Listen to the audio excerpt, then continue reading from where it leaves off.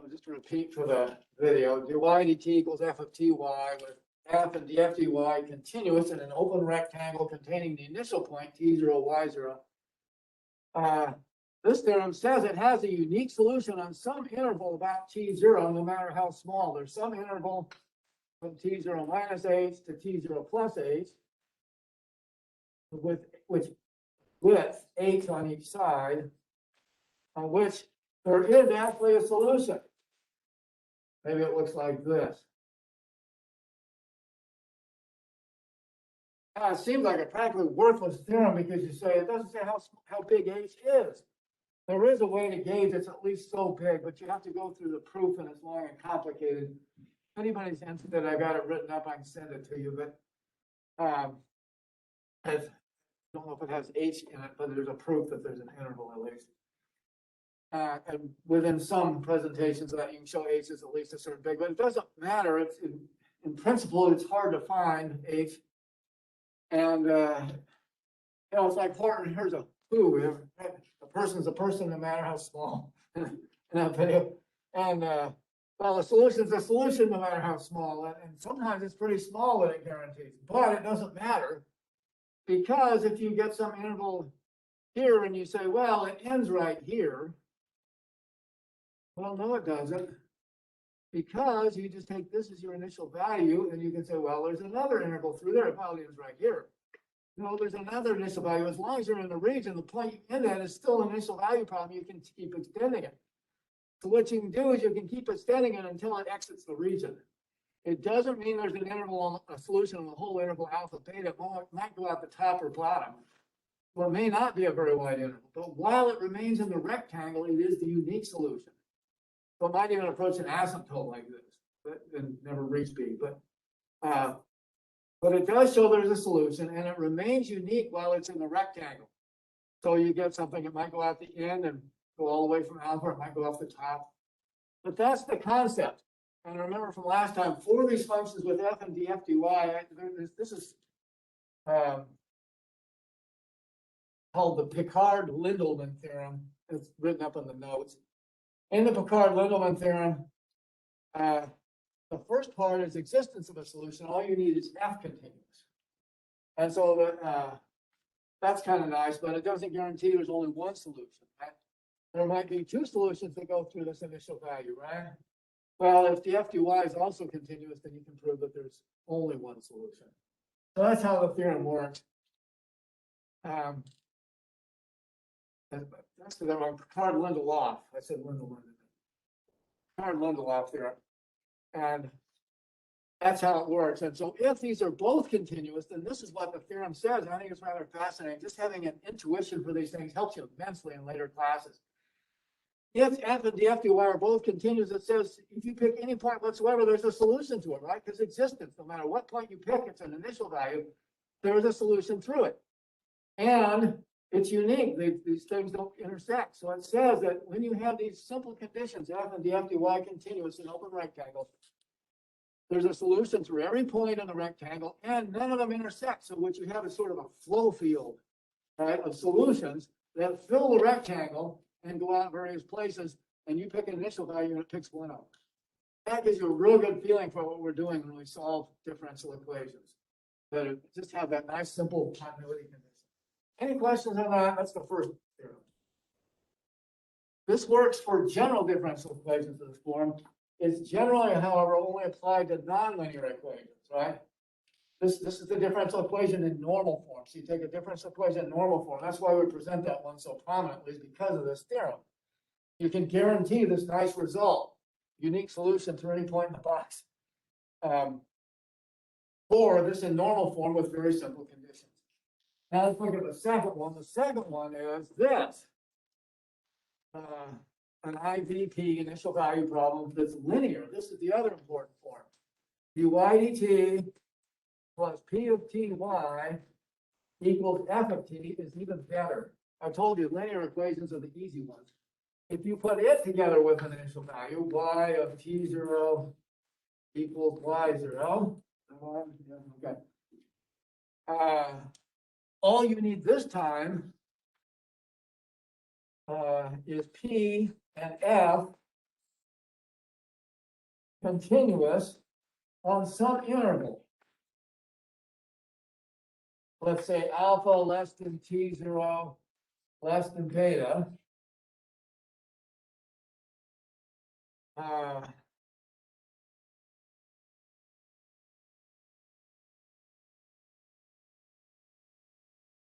Has a unique solution also.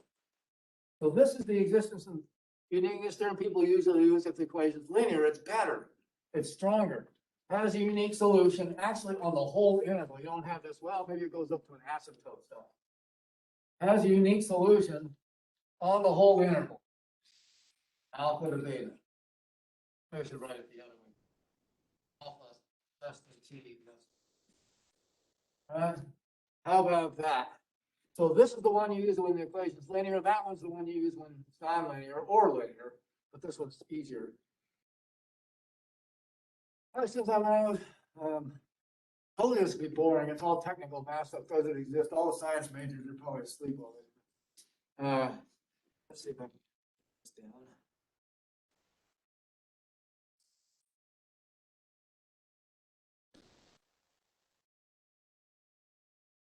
So here's out of the notes the two different forms, the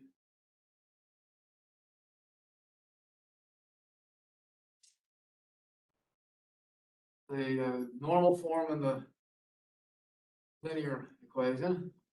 And here's the box. So there's the picture I drew is also in the notes. Both. Maybe I should draw this picture too, is what I'm just realizing there as I go through that. I'll put this on the board, but here's, let's see. Here's the linear equation case. For a linear equation, as long as P and F are continuous in this equation, and you give it with an initial value somewhere in the interval, every solution goes from the left, in the left, and out the right, in the left and out the right. Now, I can't draw this down to minus infinity, but I didn't draw it down to lines. It goes down to minus infinity. And each one of these goes clear across, and there's a solution on the whole interval for the linear equation. You don't have the no matter how small thing anymore.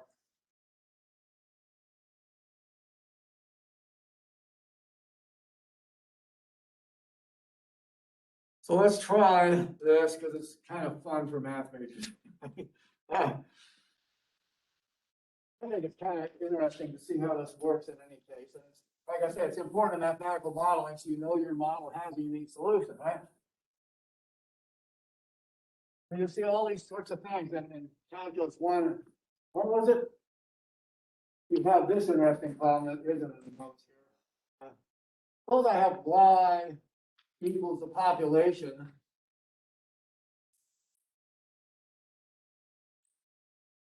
at time t, right?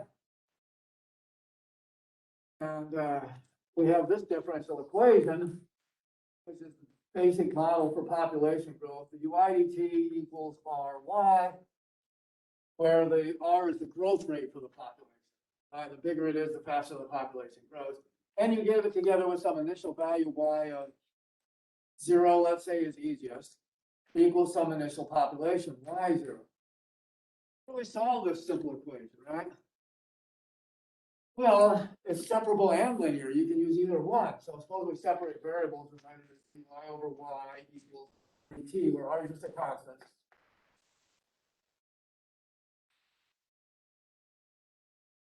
I looked at this and I said, I know this has a unique solution because this is your f. Well, actually, let's do this. Let's rewrite it in the linear form because that's the stronger theorem. You rewrite this as equivalently as dy dt minus r times y equals 0. This is your f of t. This is your p of t.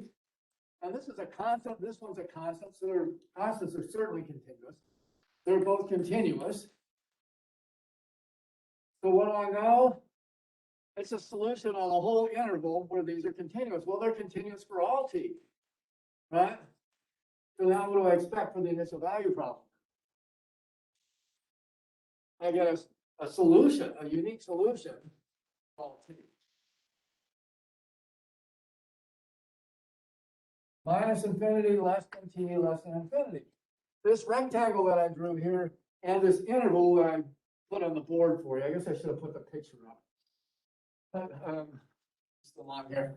Here's the picture for the linear case, just in small. I did it over there and I forgot to translate it. Is you have an infinite region that goes up to infinity, down to minus infinity between these lines. If P and F are continuous on here, they're only functions of T after all. They're just continuous on this interval. Then there's a solution going in the left and out the right for every, never intersecting again, right? But there's a solution through every point, goes in the left and out the right. That's the picture for here. And that's what this is. This is a linear equation. It goes from minus infinity to infinity. You can make this rectangle or this interval here all the way out to infinity. And that's what we did there. We chose the whole plane as the rectangle. So there's the existence uniqueness. Now, what's more, sometimes this thing is kind of futile because you can solve this anyway, right? I have separate variables here, dividing by y, multiplying by dt, and I can integrate and find out precisely what the solutions are anyway. Ln y equals RT plus a constant, right? Now I've got absolute value of y by taking the exponential is e to the RT plus c, or y is plus or minus e to the c times e to the RT, right? This one is e to the c times e to the RT, and then the absolute value gives me the plus or minus. And there's all solutions except one. What am I missing?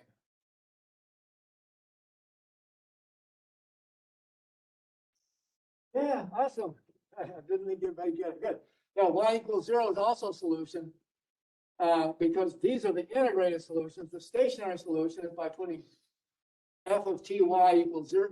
F, if you think of this as separable, f of y, g of t. All the points where f of y are y. I think of g of t as 1 or something. All the points where this is 0, well, that's y equals 0. So we add y equals 0 to these solutions. These are the integrated solutions here, and this is the stationary solution here. So I just carry it down. Now, this e to the c is an arbitrary positive number when c is an arbitrary number, right? You can make e to the c anything you want positive. But the minus, you can make this any negative number multiplying. Put y equals 0, and you've got all numbers multiplying e to the RT. The set of all solutions is if y equals an arbitrary constant c hat or something, e to the RT, where c hat is e to the c minus e to the c or 0, depending which case you have. So this is what we call the general solution.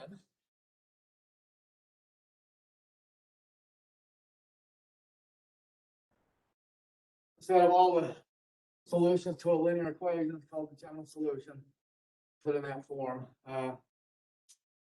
And to the differential equation, now you apply the initial value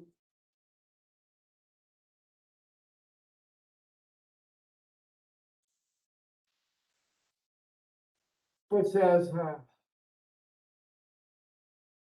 y equals y0, whatever the number that is, when p equals 0. That's our initial point. And then what do we get? We get y0 on the left equals c hat e to the 0. Tells me that y0, since e to the 0 is 1, must be c hat. So there's a unique solution to the initial value problem. Once I plug the point in, the IVP has unique solution y equals y0 e to the RT. And now you see why I chose the name y0 for this. It's suggestive. It's the population when t equals 0. But there is the unique solution to the initial value problem out of this general solution of the differential equation. Questions on that one? So the existence and uniqueness there is told us ahead of time we were going to get a unique solution, but we could derive it by separating variables and integrating also. That's a very famous problem, right? And it illustrates this very nicely. Now the problem is that in real life things are not so nice, right? There's the second example. This one will be in the notes. This one might be somewhere else in the notes. dy dt equals square root of the absolute value of y. With y of 1 equals 4. How do you think I picked this function?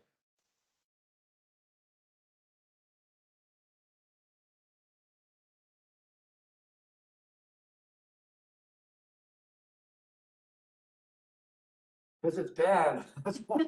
No. If you look at t equals 0, this thing fails to have a continuous derivative. This is a continuous function, right? Absolute value is continuous. Graphically, absolute value function is t-shaped. Y equals t over here, and y equals minus t. Together makes the y equals absolute value of t function. So the absolute value is this continuous thing with a corner in it. And then the square root function is continuous as long as this is changing continuously, because a continuous function of a continuous function is continuous. But if you look at this, the derivative at y equals 0 doesn't exist. Right? The square root absolute value of y, but y versus z equals square root absolute value of y looks like this. When y is positive, you can drop the absolute value, it's just the square root function. When y is negative, it's just the square root of the absolute value is the same thing flipped over this way. So it looks like that. It has a corner right here, where a partial derivative of f with respect to y has an infinitely sharp spike. So the existence part of the theorem still applies because f is continuous, but the uniqueness doesn't apply because the partial derivative with respect to y isn't continuous. Take the derivative of this with respect to y.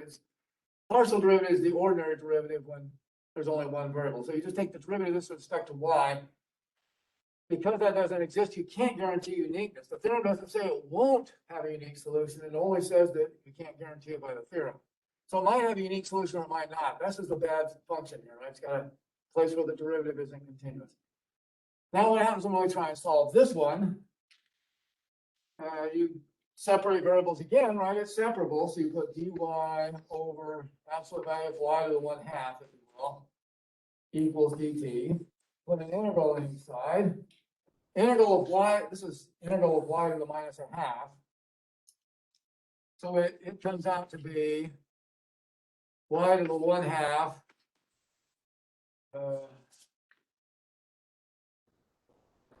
We'll be able to read it online.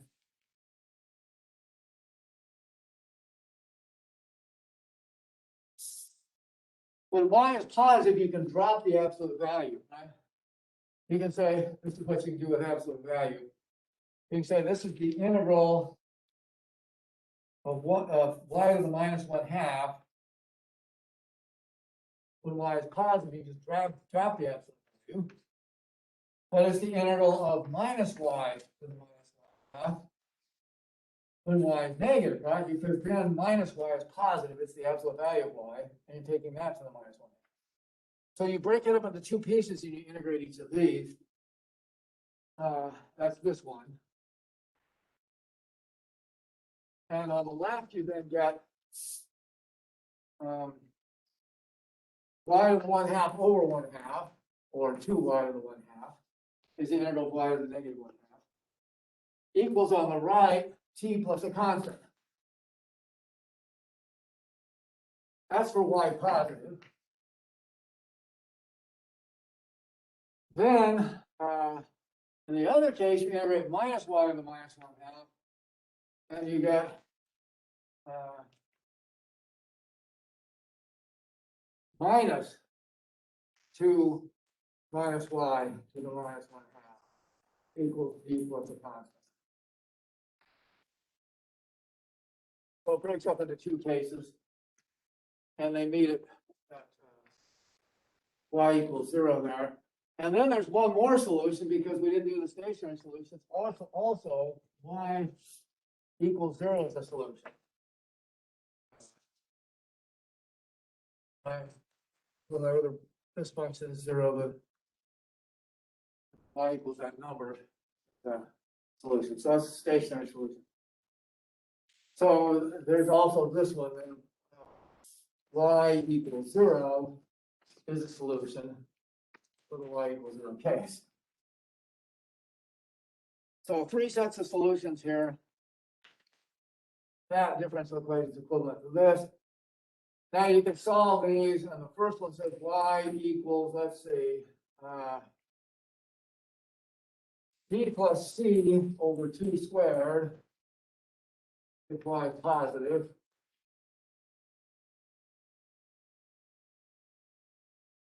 for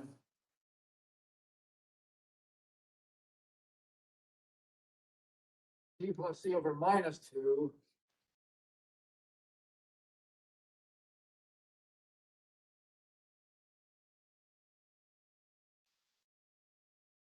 squared, and then the minus.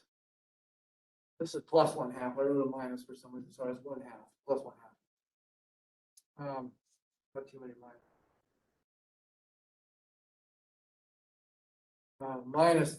Minus that, if y is supposed to be negative, and y equals 0 is also 0.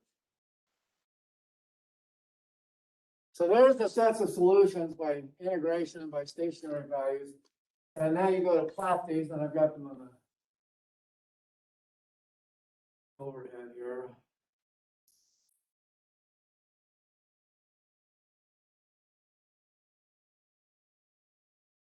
Oh, I forgot to put in the initial value, I just realized.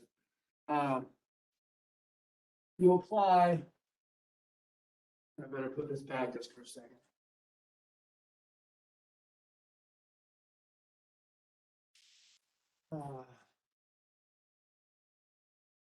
Y of 1 equals 1/4.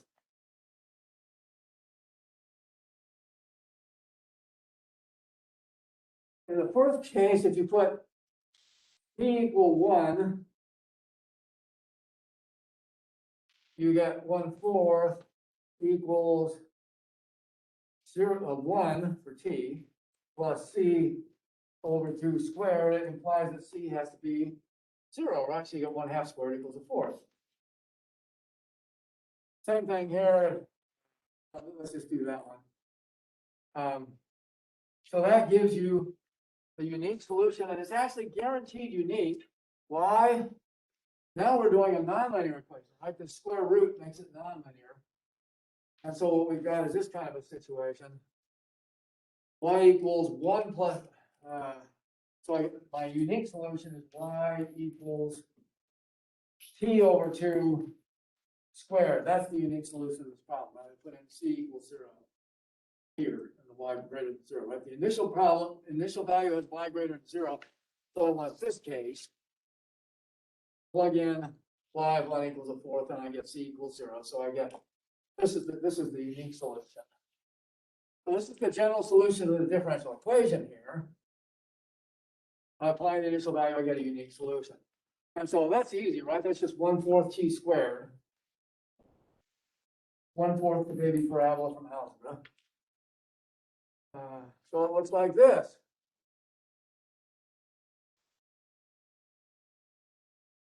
It goes through my initial value, 1/4. Now the question is, what is the, how do I know that's the unique solution?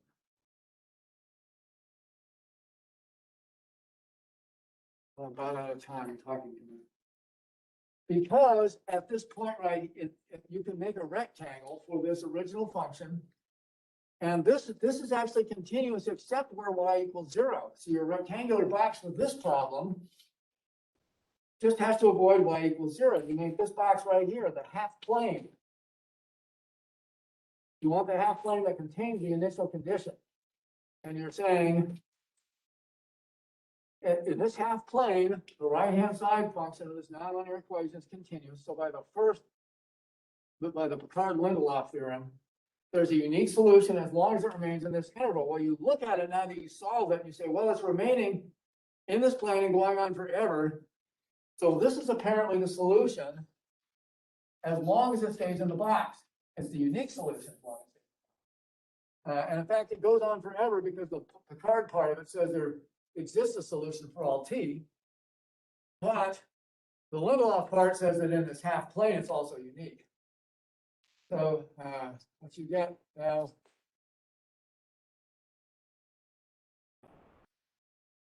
is that this is the unique solution as long as it remains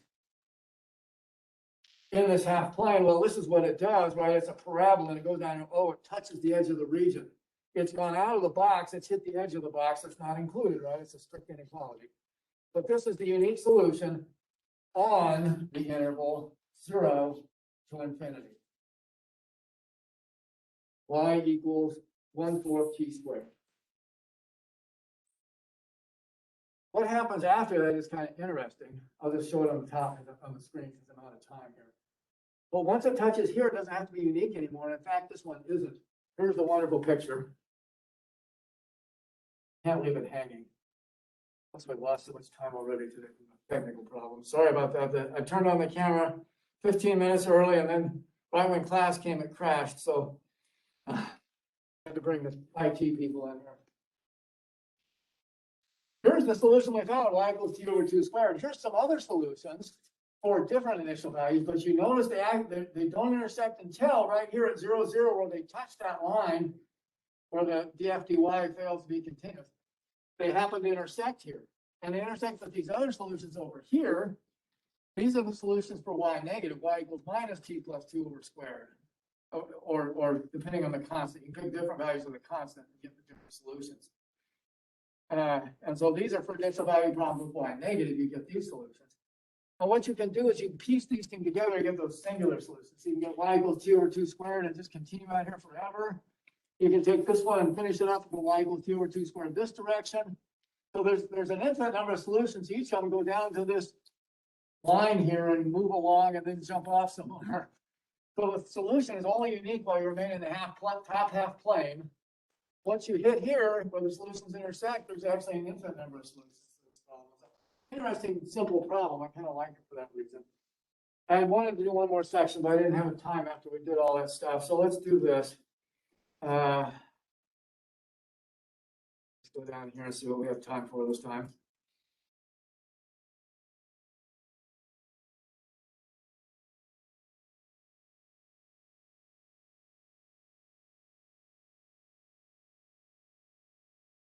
Already over time, sorry. You end at 10:45. Oh, I'm sorry. No, I've got lots of time. I'm thank you. Yeah, you do want your money's worth, don't you? Yeah. So let's do on that one 1 through 4 out of that section. That'll be enough. Problems 2.3. Out of the notes.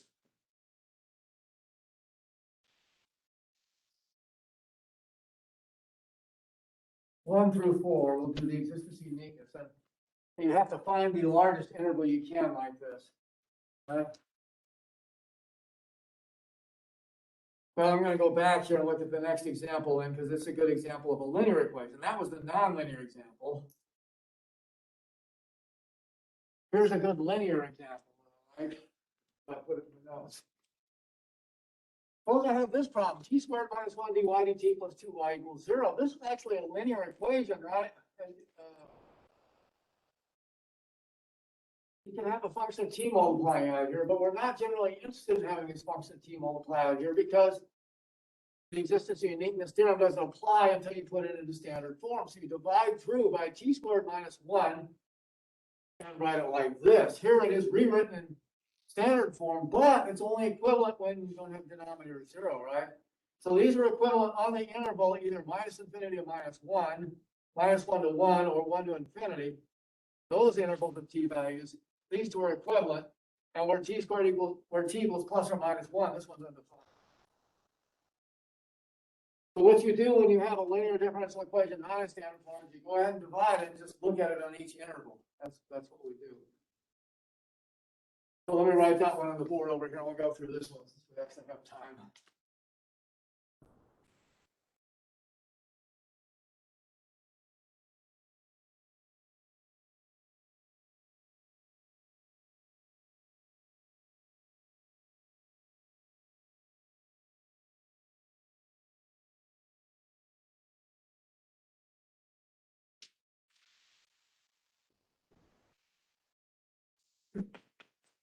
The next example is t squared minus 1 dy dt plus 2y equals 0 together with y of 0 equals -2.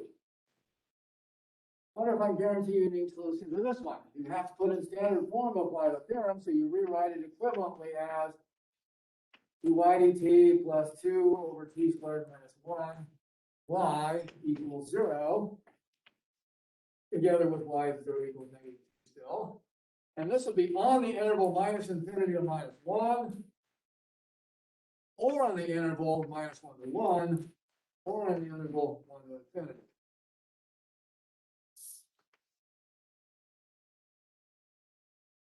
Right? So one of those intervals, we can guarantee a unique solution. We can pick any one we want, and here's why it's unique. Once in this form, we see, oh, this is P of t. This is f of t. I've got it in the standard form, right? dy dt plus p of t y equals f of t. And where are these continuous? P and f are both continuous. On any one of these. P and f are continuous, implies there's a unique solution on the whole interval.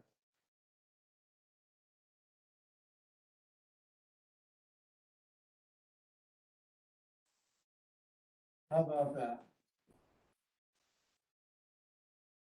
This one won't be hard to figure the interval. How can I solve this equation? Here's the nice thing, remember from last time? Any linear equation in standard form with P and F continuous has a formula. You can just write it down immediately, or you can write down the integrating factor, multiply through, and get it the long way. Either way is just as good. One's faster and one's easier to remember. So since it's a linear equation, we'll let mu equal e to the integral of P of t dt, 2 over t squared minus 1 dt, right? And so this is solving it. Now what's that? Remember how to do this one? How do I solve this one?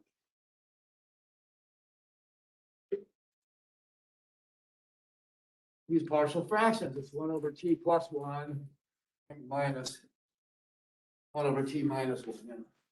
So partial fractions rewrites it like this. It's just algebra in a step.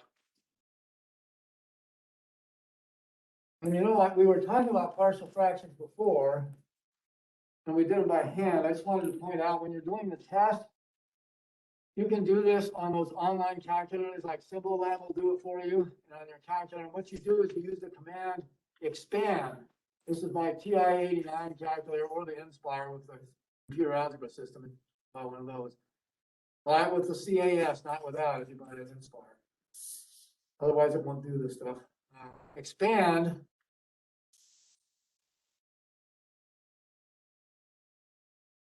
Uh, 2 divided by parenthesis t to the square minus 1 parenthesis comma t close.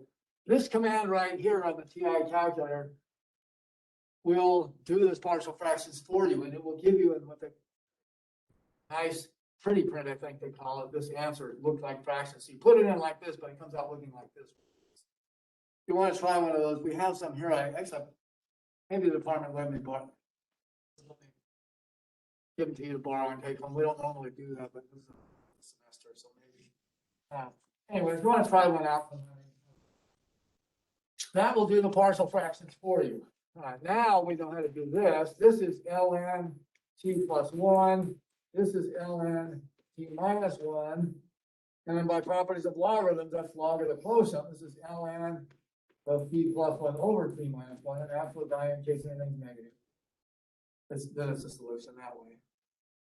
Oh, e and ln undo each other, so the answer is absolute value of t plus 1 over t minus 1.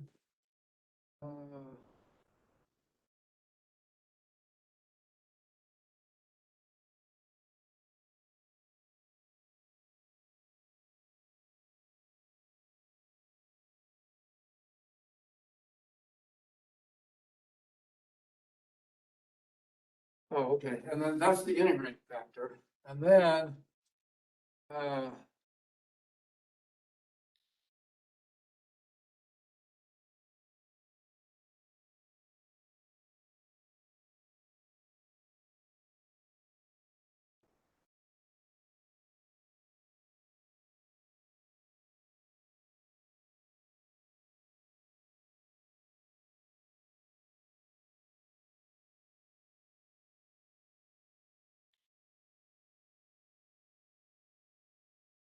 In the head, I did this a little differently. I separated variables instead. Oh,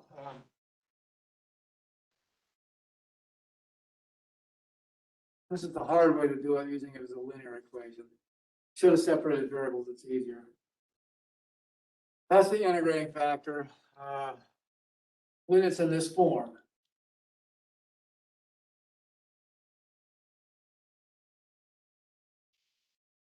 Now y equals 1 over mu integral mu f dt, right? Is the formula. Boy, what a mess. Mu is already a mess, but in this case, it's really easy. Why? Because f is 0, right? This is the integral of 0, which is what? A constant, right? So this, if the integrand is 0, the whole integral is c. What you get is just c over mu, which is then c times absolute value t minus 1 over t plus 1. I have that backwards in the notes.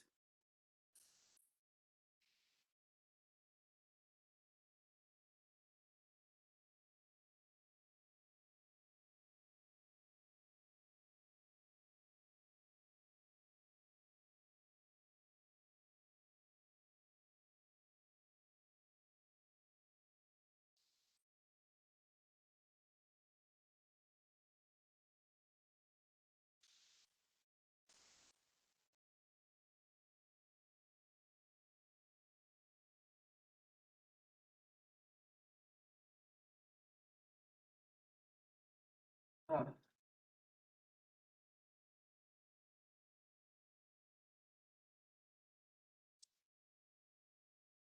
Might have that upside down in the notes. I'll have to look at that again.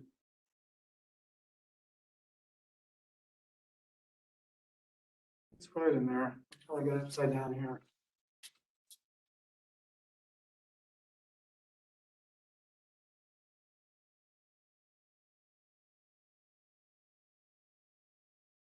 Oh, I know what's wrong. No.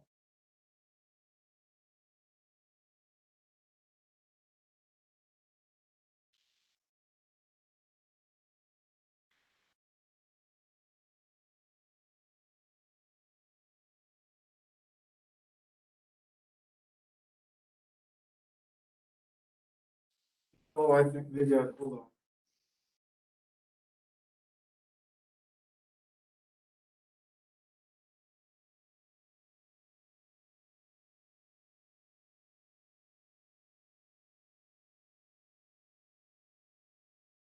I know what I did. I wrote down the partial fractions decomposition, looking at the notes. And the notes have the equals on the other side. So this actually should be minus this one and plus this one. Partial fractions. I miswrote the partial fractions since I didn't calculate on the board. That's minus and that's plus. That makes this minus and this plus. And this becomes t minus 1 over t plus 1 now. Here, minus plus. So the notes are right. And then this is minus and this is plus. So you just put minus on plus, switch the minus and plus on these two, and then this becomes minus 1 over plus 1, minus 1 over plus 1. Now, this one is plus 1 over minus. So there's the solution on any one of these three intervals. This will be the solution. And C is determined by the initial condition. Y of 0 equals 2, so what interval are we in? We have to pick the interval that includes t equals 0. Right? Well, the initial condition is that t0 equals 0. So if we put t, when t equals 0, y equals minus 2, at the initial condition, so we'll be on the middle interval with minus 2 equals c times absolute value of 0 plus 1 over 0 minus 1. Oh, and that says c equals minus 2. And finally, I get the solution then.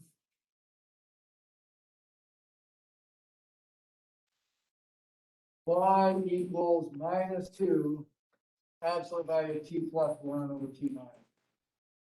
Hopefully that's what it looks like up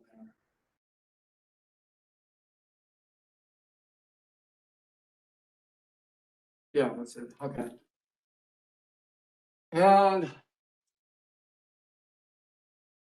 so I dutifully plot this up on the interval -1 to +1. And if you look at this thing at t equals 1, it has an asymptote. It goes down like this. This is its graph. You can run it in your favorite calculator, right? This is the graph of it. And it passes to this point here at -1, and the existence of uniqueness theorem fails. So we know there's a unique solution on this interval. Right, there it is. It's this equation.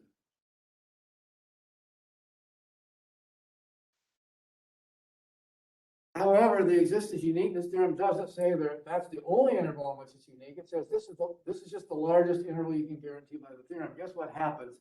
I'm going to wave my hands and say it's not worth proving this. It's in the notes if you want to see it, but you can actually show that despite that the existence uniqueness theorem only guarantees a unique solution on this interval, if you look at what this looks like on the rest of the interval here, on the rest of to the left, it looks like this, and it actually pushes another asymptote here, y equals 2. And it is still a solution. So even though the theorem only guarantees this interval, turns out this particular problem happens to have a unique solution in a larger interval.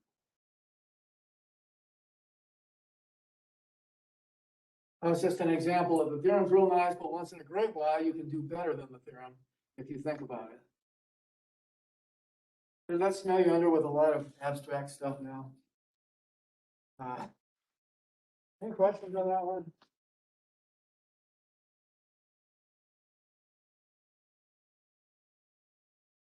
So there's the existence uniqueness theorem. You just look at, you have a nonlinear equation, look at f and df dy, where they're continuous, you get a unique solution. If you have a linear equation, you look at p and f, and where they're continuous, you get a unique solution in the whole interval.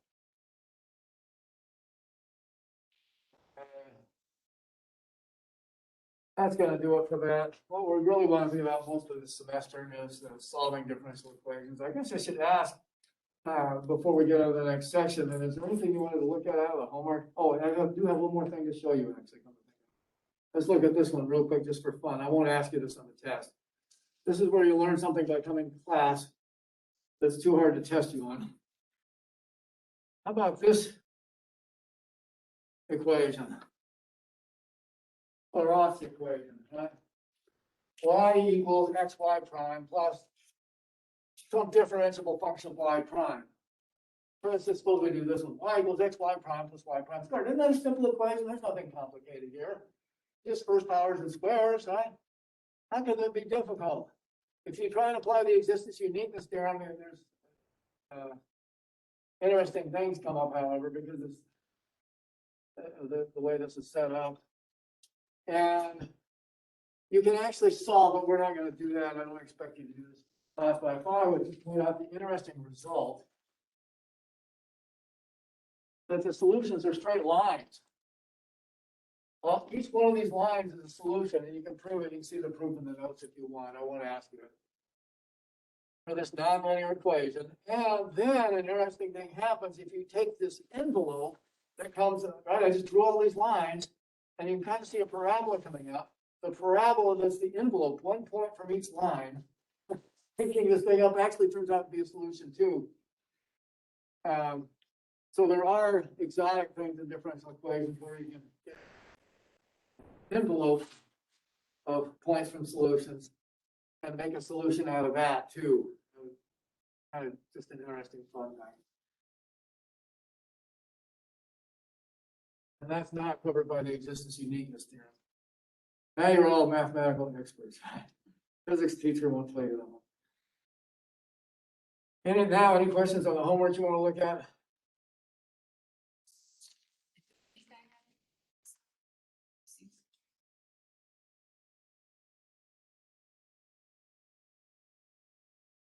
Okay, well, I'm gonna do the next one here then. This is on mathematical models with differential equations. We'll just do some first order models here for this.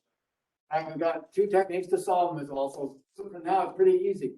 And you see that you can use separation of variables which includes, if the right-hand side doesn't depend on y at all, you just directly integrate, include that as special case.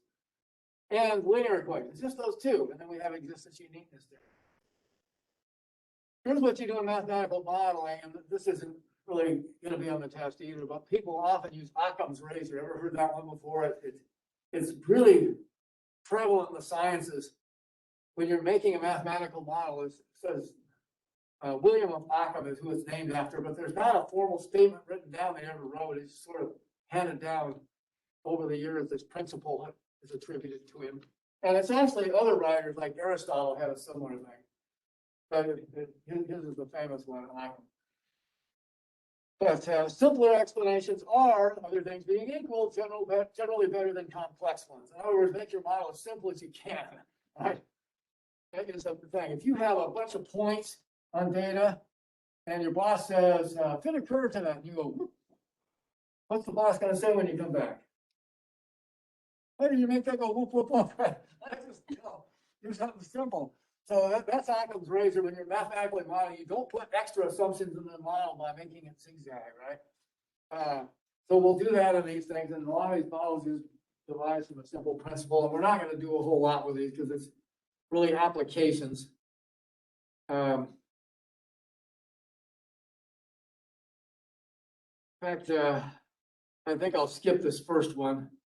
When in geometry models, when you have slopes in equations, there's some nice things you can do here. Let's do scientific rate models instead. I'll just leave that one part out on geometry models. And say, suppose you have a model that involves rate. You've actually seen some of those in calculus, like with population growth, right? A basic starting point is just do y dt, where y is a population or whatever is changing. Is the rate in minus the rate out, and try and make the units match on each side. So we'll call that a simple model for a rate problem.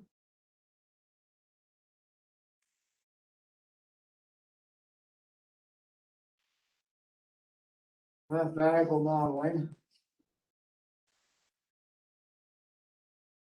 Occam's razor, make it simple. Don't make extra assumptions. For rate problems,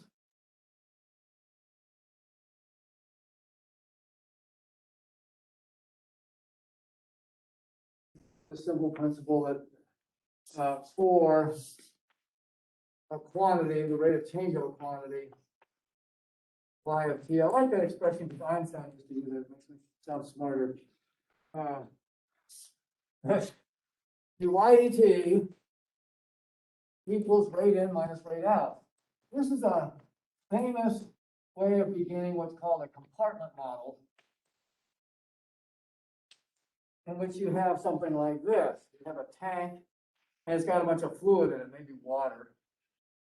Right? So here's the water in the tank. And maybe it's got a hose coming in. So, water with pollutant in it. Maybe it's salt, right? Salt dissolves readily in water. So maybe there's salt coming in at some rate. And there's another pipe going out. And so you have the amount of salt in the tank, Y, is the rate in minus the rate out, right? At any time. Solves that problem. These are actually used quite extensively in other applications. Like, for instance, that's a neat model for the Great Lakes and pollutants going between the Great Lakes. Then you have multiple compartments, right? For us, we'll just do the one compartment. Or like drugs going into your body. You can treat it as a single compartment, make a, the level of drug that's in your body when it comes in and goes out, according to a model like this. But if you've got different compartments, one for your fleshy parts and one for your bones, then you can have multiple compartments. It goes into your flesh, and then it goes into your bones and back into your flesh. And so you can have multiple compartments. But in medicine and population models and disease models, right? COVID has a nice model. I don't know what it is, but it's a relative of the SARS virus that's been around China and elsewhere in recent years. And so there's a nice SARS model for disease uses compartments also, but multiple compartments. We'll do one compartment if we're just doing basic first order equations or single equations here. And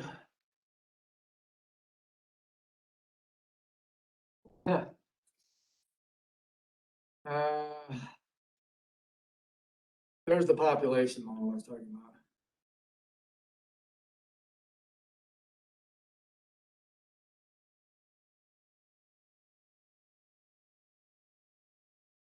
Okay, there's the compartment model. And suppose I gave you this, I'll just have to set it up today. Suppose a 1,000-liter tank.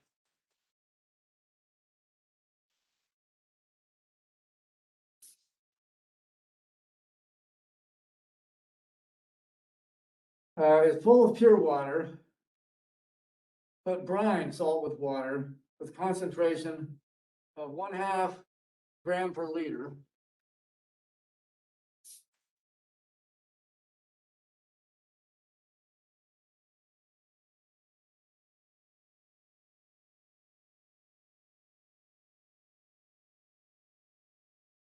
Comes in,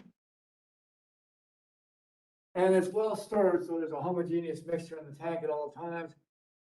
And then suppose it comes in at 100 liters per minute.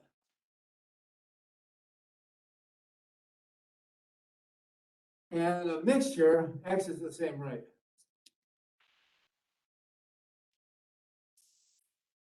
That's the pipe coming out.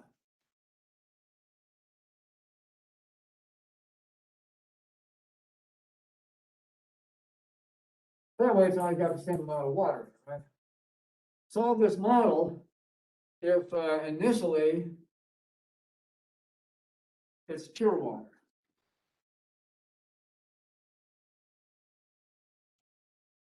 Y of t equals, I said, the salt of the concentration of the solvent.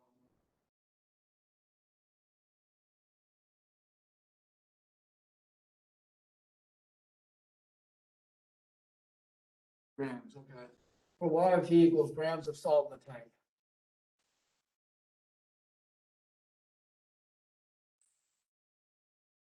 Start with no salt. What do I write down for this? This is what you do. You start down with the y dt equals rate in minus rate out. And this is rate of grams. Y is in grams, so this is grams. And t is in minutes, so it's grams per minute. Equals rate in minus rate out. This is the starting point for these compartment models.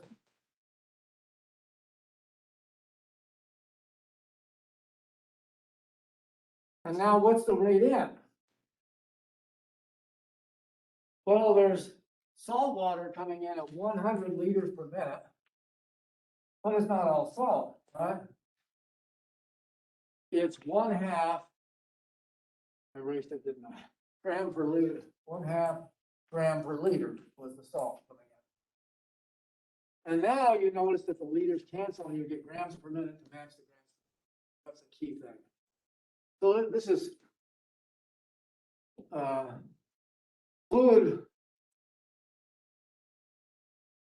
fluid rate times the concentration gives you the rate at which salt is coming in. And minus the rate out, it's going out also at 100 liters per minute, but what's the concentration in the tank?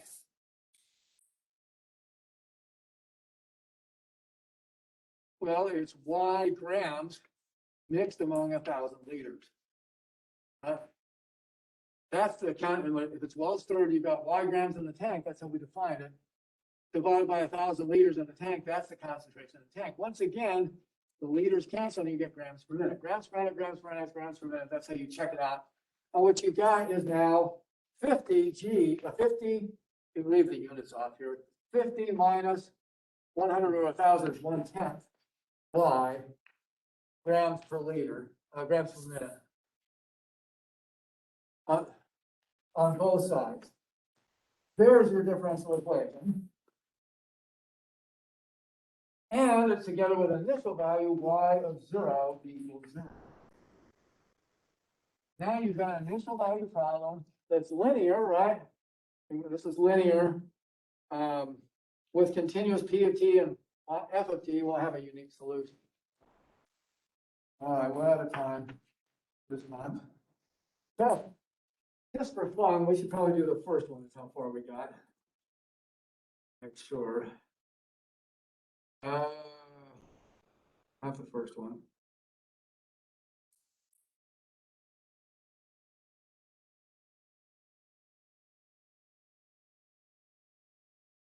Let's just do number 7, I guess.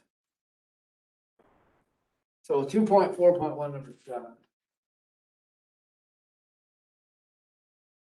And set it up like that. Thank you for coming in today. I hope you had fun. And we'll do a little more models tomorrow, not too much, and then we'll go on to some more, solving some more differential equations. Next thing we want to do is learn how to solve all sorts of other differential equations. Those techniques you learned already are the most important.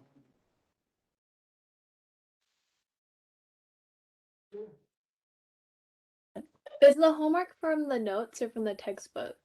Oh, from the notes, both of these, yeah. I'll go back to the textbook next time, but they don't have the same models. Yeah, so both homeworks in the notes today.